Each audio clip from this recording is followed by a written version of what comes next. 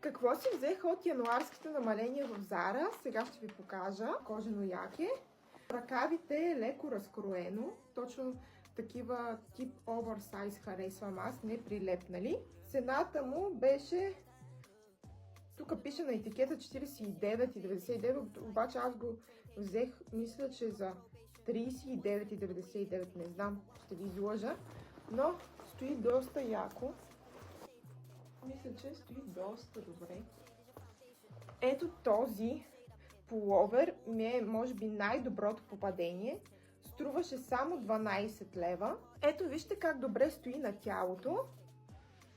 Оверсайз е отново. Много обичам да се обличам в широки дрехи. Не обичам прилепнали. И стои много яко.